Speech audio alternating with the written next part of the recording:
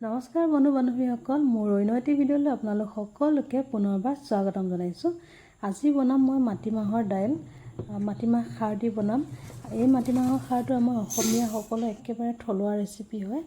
এই ৰেচিপিটো বনাবৰ কাৰণে মই প্ৰথমতে কি কৰিম, মাটিমাহকেইটা ধুনীয়াকৈ এনেদৰে 4-5 বাৰমান ধুই ল'ম। 4-5 বাৰমান ধুই লোৱাৰ পাছতে মই ভালদৰে কুকাৰত ধুনীয়াকৈ চিটি মাৰি ল'ম। 6-7টামান চিটি মাৰিব লাগিব। আপোনালোকে কুকাৰত চিটি নামাৰাকৈ খৰি জুইত ধুনীয়াকৈ কেৰাহীত খাৰ দিও বনাব পাৰে, কাৰণ মই এতিয়া আমাৰ 4জন মানুহৰ কাৰণে বনাম, সেইকাৰণে মই কেৰাহীত নবনাওঁ, কুকাৰতে মই ধুনীয়াকৈ চিটি মাৰি ল'ম। এতিয়া মই কুকাৰটো ধুনীয়াকৈ গেছৰ ওপৰত বহাই দিম, আৰু ইফালে আকৌ মই কেৰাহী এটা পাতি দিছোঁ। কেৰাহীটোত মই মাছ ফ্ৰাই কৰিম।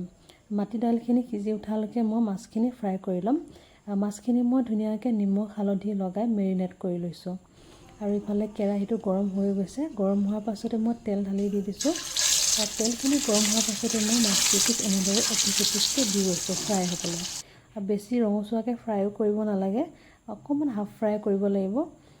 ইফালে আকৌ মাছখিনি ফ্ৰাই হোৱালৈকে মই পিঠাগুড়ি ধুনীয়াকৈ তিয়াই লৈছোঁ, মানে চাউলকেইটা তিয়াই লৈছোঁ, কাৰণ মাটি দাইলত মই পিঠাগুড়ি দিম, সেইবাবে মই চাউলকেইটা তিয়াই লৈছোঁ। কাৰণ চাউলকেইটা অকণমান কোমল হ'ব লাগিব, তেতিয়াহে ধুনীয়াকৈ গুড়ি হৈ যাব মিক্সিত। আৰু ইফালে আকৌ আদা এপিচ মই ধুনীয়াকৈ কাটিও লৈছোঁ। মাটি দাইলকণত কিন্তু আদাটো মেণ্ডেটৰী দিবই লাগিব। আদা দিলেহে মাটিমাহৰ সোৱাদটো ধুনীয়াকৈ আহে আৰু খাবলৈও বহুত টেষ্টি হয়। নহৰুটো অপশ্যনেল হয়, নহৰুটো আপুনি দিবও পাৰে বা নিদিবও পাৰে, কিন্তু আদাটো দিবই লাগিব। আৰু ইফালে মই নহৰু কেইপিচমান মই গুচাইও লৈছোঁ, আৰু মাছ কেইপিচ মোৰ ফ্ৰাই হৈ গৈছে।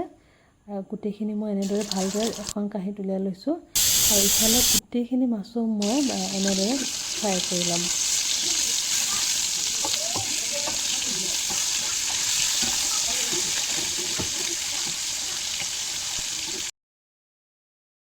আকৌ মই আদা নহৰুখিনি ধুনীয়াকৈ গুচাই লোৱা হৈ গৈছে। আদা কেইপিচ মই সৰু সৰুকৈ কাটি লৈছোঁ, তেতিয়াহে খুন্দনাটো তেনেকৈ থেতেলিয়াই দিলে সুবিধা হয়।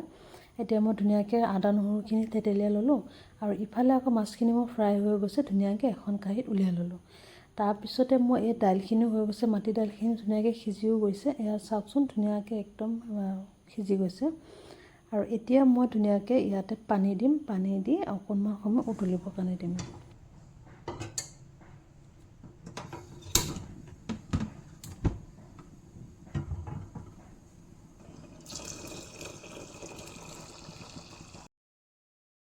মাটি দাইলখিনি মই ঘুটনিডাল মাৰি অকণমান মিহি কৰি দিম, আৰু ইফালে মই অকণমান খাৰ দি দিম, কাৰণ মাটি দাইলখিনি মই খাৰ দি বনাম, সেইবাবে মই ক'লা খাৰ দিছোঁ।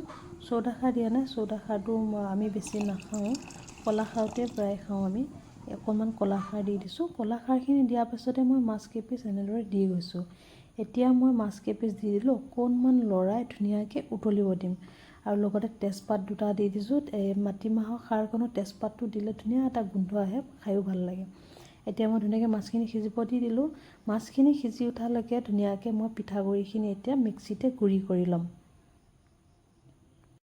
আগতে আমাৰ মাহঁতে কি কৰে, এই ভাত বনাবলৈ কাৰণে যেতিয়া চাউল ধুব, তাৰ পৰাই মানে এমুঠিমান ধুনীয়াকৈ ৰাখি থ'ব পিঠাগুড়ি তৰকাৰী বনাবৰ কাৰণে। তাৰ পাছতে তেওঁলোকে একদম ঢেঁকীত খুন্দিব যায়। তৰকাৰীখিনি যেতিয়া উতলি থাকিব, তেতিয়া একদম ঢেঁকীটোত ধুনীয়াকৈ পিঠাগুড়িকেইটা খুন্দি লৈ আহে। আজিকালি আমি কি কৰোঁ, মিক্সিতে দি দিওঁ। কিমান সহজ হৈ গ'ল নহয়নে বাৰু। আমাৰ মাহঁতে এতিয়াও মিক্সিত নিদিয়ে, এতিয়াও মানে ঢেঁকীতে খুন্দি তেওঁলোকে পিঠাগুড়ি তৰকাৰী বনায়। আৰু ইফালে মই ধুনীয়াকৈ মিক্সিত গুড়ি কৰি ল'লোঁ। লোৱাৰ পাছতে মই মাছখিনি আৰু অলপ সিজিব লাগিব। অকণমান ভাজি বনাম মই, আলু আৰু পটলৰ ভাজি। ইফালে আকৌ মই তৰকাৰীখিনি ফিঙি জলকীয়া গুড়ি অলপ দিছোঁ, জালুকৰ গুড়ি অলপ, তাৰ পাছতে আদা নহৰু যিখিনি থেতেলিয়াই লৈছিলোঁ সেইখিনিও দি দিলোঁ। এতিয়া মই উতলিবৰ কাৰণে দি দিম। ধুনীয়াকৈ মাছ সিজি গৈছে। তাৰ পাছতে মই পিঠাগুড়িখিনি এনেদৰে দি অকণমান লৰাই যাম তৰকাৰীখিনি। পিঠাগুড়িখিনি দিয়া সময়ত যদি তৰকাৰীখিনি লৰাই দিয়া নহয়, তেতিয়াহ'লে পিঠাগুড়িটো গোটা হৈ যায়, গোট বান্ধি যায়। সেইবাবে অকণমান লৰাই পিঠাগুড়িখিনি ঢালিব লাগে। তাৰ পাছতে সোৱাদ অনুসৰি অকণমান নিমখ দি দিলোঁ। এতিয়া ধুনীয়াকৈ তৰকাৰীখিনি হৈ আহিছে লাহে। যেতিয়া আগতে পিঠাগুড়ি তৰকাৰী বনাওঁ, তেতিয়া মানে পিঠাগুড়িখিনি দিয়াৰ পাছতে গোটা হৈ যায়।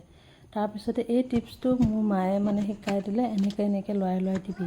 তাৰ পাছতে তেনেকৈ দিয়া হ'লেও পিঠাগুড়িটো একেবাৰে গোট নবন্ধা হ'লে। এনেদৰে মই ধুনীয়াকৈ তৰকাৰীখিনি বনাওঁ। মাটি দাইলখিনি মোৰ হৈ গৈছে। এতিয়া মই ভাজি অকণমান বনাম। ভাজিখিনি বনাবৰ কাৰণে মই পটল আৰু আলু ধুনীয়াকৈ মিহি মিহিকৈ কাটি লৈছোঁ। আৰু এই মাটি দাইলকণৰ লগত বিশেষকৈ খাৰ তৰকাৰী আৰু খাৰ তৰকাৰীকণৰ লগত এনেকুৱা অকণমান ভাজি হ'লে খাবলৈ বেছি ভাল লাগে। আৰু মাটি দাইলৰ লগত যদি বেঙেনা আৰু বুটৰ ভাজি অলপ হয় ন, তেতিয়াতো আৰু ধুনীয়া টেষ্টি লাগে খাই।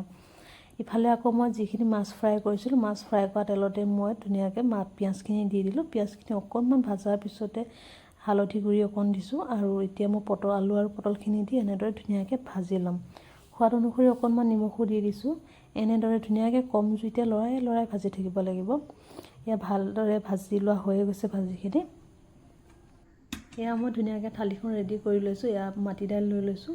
তাৰ পাছতে মই ইফালে আকৌ ফ্ৰাই কৰা মাছ এপিচ লৈ লৈছোঁ আৰু ইফালে আকৌ আলু পটলৰ ভাজি আৰু এয়া ঘৰৰে জলকীয়া হয়, ফিৰিঙি জলকীয়া হয়, 2টা লৈ লৈছোঁ। তাৰ পাছতে মই বিলাহী পিঁয়াজ এনেদৰে গোল গোলকৈ কাটি ধুনীয়াকৈ সজাই লৈছোঁ কাঁহীখন। আপোনালোকৰ বাৰু এই ভিডিঅ'টো চাই কেনে পালে এবাৰ নিশ্চয় জনাব। যদি ভাল লাগিছে লাইক কমেণ্ট শ্বেয়াৰ কৰি দিব। আৰু যিখন থালি মই সজাইছিলোঁ সেইখন মোৰ মানুহজনৰ কাৰণে। যিসকল বন্ধু বান্ধৱী মোৰ এই ভিডিঅ'টো চাই আছে তেওঁলোকলৈ অশেষ ধন্যবাদ থাকিল। তেন্তে আজিলৈ আহিছোঁ।